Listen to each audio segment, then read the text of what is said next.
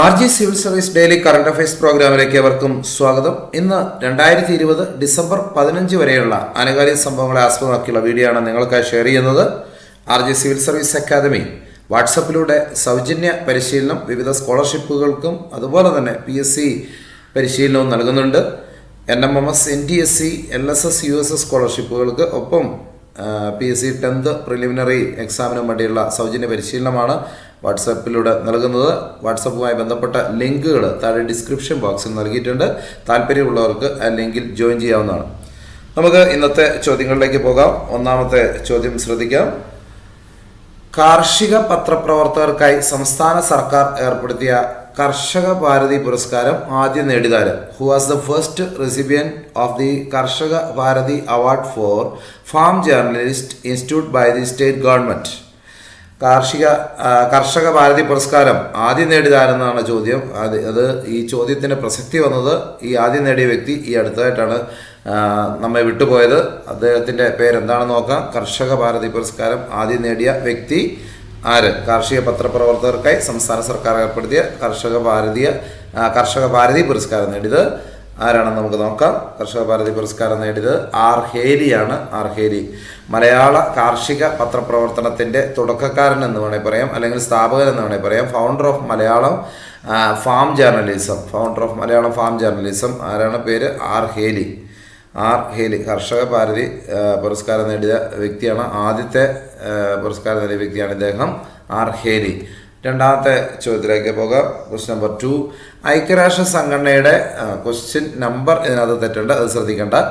ഐക്യരാഷ്ട്ര സംഘടനയുടെ ജനസംഖ്യാ പുരസ്കാരം ലഭിച്ച ഇന്ത്യയിലെ ആദ്യ സ്ഥാപനം ഏത്? ഐക്യരാഷ്ട്ര സംഘടനയുടെ ജനസംഖ്യാ പുരസ്കാരം ലഭിച്ച ഇന്ത്യയിലെ ആദ്യ സ്ഥാപനം ഏത്?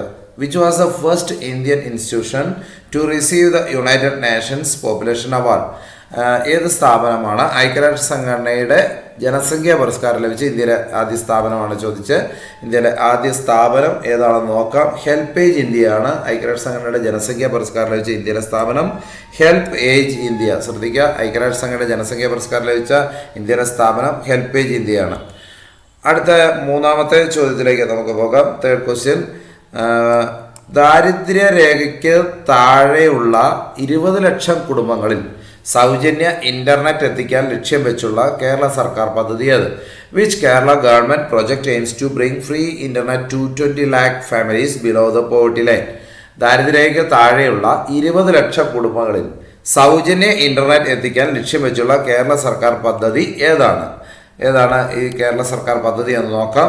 സൗജന്യ ഇന്റർനെറ്റ് സൗകര്യം ലഭ്യമാക്കുന്ന ദാരിദ്ര്യരേഖയ്ക്ക് താഴെയുള്ളവർക്കുള്ള കെ ഫോൺ പദ്ധതിയാണ്. ഏതാണ്? കെ ഫോൺ പദ്ധതി. അടുത്ത നാലാമത്തെ ക്വസ്റ്റ്യനിലേക്ക് പോകാം. അടുത്തിടെ അന്തരിച്ച റോത്തം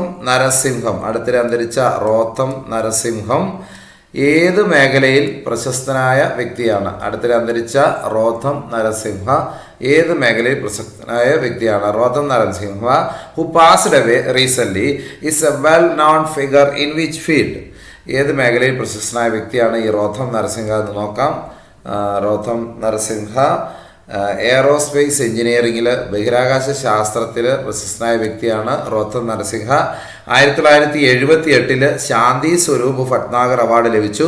ശാസ്ത്രരംഗത്തെ ഏറ്റവും വലിയ പുരസ്കാരം, ഇന്ത്യ ഗവൺമെന്റ് നൽകുന്ന ഏറ്റവും വലിയ പുരസ്കാരമാണ് ശാന്തി സ്വരൂപ് ഭട്നാഗർ പുരസ്കാരം. ഇത് 1978. In 1978 he received the Shanti Swarup Bhatnagar award. അതേപോലെ തന്നെ 2013 പത്മവിഭൂഷൺ ലഭിച്ചു. Received the Padma Vibhushan in 2013. അപ്പോൾ 2013 പത്മവിഭൂഷൺ ലഭിക്കുന്നു. അതേപോലെ ശാന്തി സ്വരൂപ് ഭട്നാഗർ അവാർഡ് അദ്ദേഹത്തിന് ലഭിക്കുന്നത് 1978 ബഹിരാകാശ ശാസ്ത്രജ്ഞനായിരുന്നു. ഈ അടുത്തായിട്ടാണ് അദ്ദേഹം മരിച്ചത്. അടുത്ത ചോദ്യത്തിലേക്ക് നമുക്ക് പോകാം. അടുത്ത ക്വസ്റ്റ്യൻ. കോവിഡ് ബാധിച്ച് മരിച്ച എംബ്രാസ് ഡെലിമിനി ഏത് രാജ്യത്തിൻ്റെ പ്രധാനമന്ത്രിയായിരുന്നു? കോവിഡ് ബാധിച്ച് മരിച്ച എംബ്രാസ് ഡെലിമിനി ഏത് രാജ്യത്തിൻ്റെ പ്രധാനമന്ത്രിയായിരുന്നു? Ambrose Dlamini who died due to COVID was the prime minister to which country? ഇപ്പോൾ ആംബ്രോസ് ഡെലിമിനി ഏത് രാജ്യത്തെ പ്രധാനമന്ത്രിയായിരുന്നു നമുക്ക് നോക്കാം. ഈ അടുത്തായിട്ടാണ് കോവിഡ് ബാധിച്ച് മരിച്ചത്.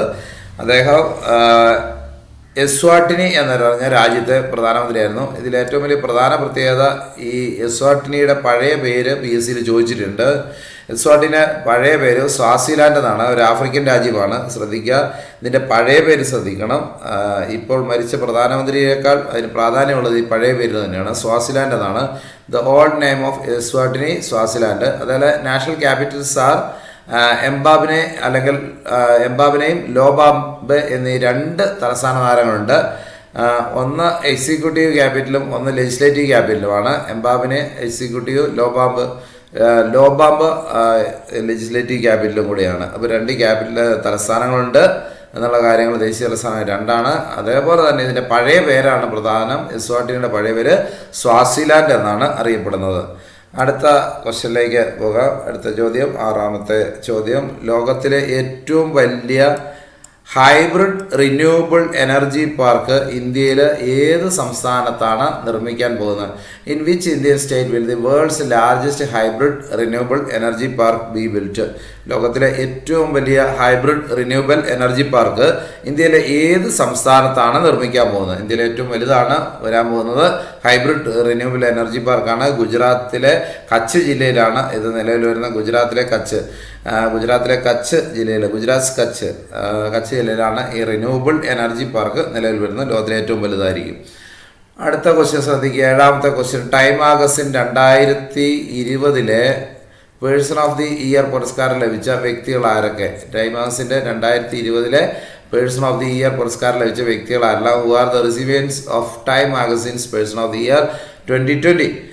അപ്പോൾ നമുക്ക് നോക്കാം. 2020 പേഴ്സൺ ഓഫ് ദി ഇയർ പുരസ്കാരം ലഭിച്ച വ്യക്തികൾ, ടൈം മാഗസിൻ്റെ 2020 പേഴ്സൺ ഓഫ് ദി ഇയർ പുരസ്കാരം ലഭിച്ച വ്യക്തികൾ ജോ ബൈഡനും കമല ഹാരിസുമാണ്. അതേപോലെ ജോ ബൈഡൻ പ്രസിഡന്റും വൈസ് പ്രസിഡന്റുമാണ്. USA പുതിയ പ്രസിഡന്റും വൈസ് പ്രസിഡന്റാണ് ജോ ബൈഡനും കമല ഹാരിസുമാണ്. 2020 ടൈം മാഗസിൻ്റെ പേഴ്സൺ ഓഫ് ദി ഇയർ പുരസ്കാരം. അടുത്തത് എട്ടാമത്തെ ക്വസ്റ്റ്യൻ നോക്കാം. അടുത്തിടെ അന്തരിച്ച വിഖ്യാത ദക്ഷിണ കൊറിയൻ സംവിധായകൻ ആര്? എന്നാണ് ചോദ്യം. Who is A famous south Korean director who passed away recently? ആരാണ് ഈ അടുത്തിടെ അന്തരിച്ച ദക്ഷിണ കൊറിയൻ സംവിധായകൻ? വളരെ പ്രശസ്തനായ ഒരു സംവിധായകനാണ്. ആരാന്ന് നമുക്ക് നോക്കാം. അദ്ദേഹത്തിൻ്റെ പേര് കിം ദുക് എന്നാണ് അദ്ദേഹത്തിൻ്റെ പേര്. 69ാമത് വെനീസ് അന്താരാഷ്ട്ര ചലച്ചിത്രമേളയിൽ ഗോൾഡൻ ലയൺ പുരസ്കാരം ഇദ്ദേഹത്തിന് ലഭിക്കുകയുണ്ടായി. അതിൽ 61ാമത് വെനീസ് അന്താരാഷ്ട്ര ചലച്ചിത്രമേളയിൽ മികച്ച സംവിധാനമുള്ള സിൽവർ ലയൺ പുരസ്കാരം ലഭിച്ചു. അപ്പോൾ രണ്ട് പുരസ്കാരം, വെനീസ് ചലച്ചിത്രമേളയിലെ സ്ഥിരം പുരസ്കാര ജേതാവ് കൂടിയാണ്. സിൽവർ ലൈൻ പുരസ്കാരവും ഗോൾഡൻ ലൈൻ പുരസ്കാരം അദ്ദേഹത്തിന് ലഭിച്ചിട്ടുണ്ട്.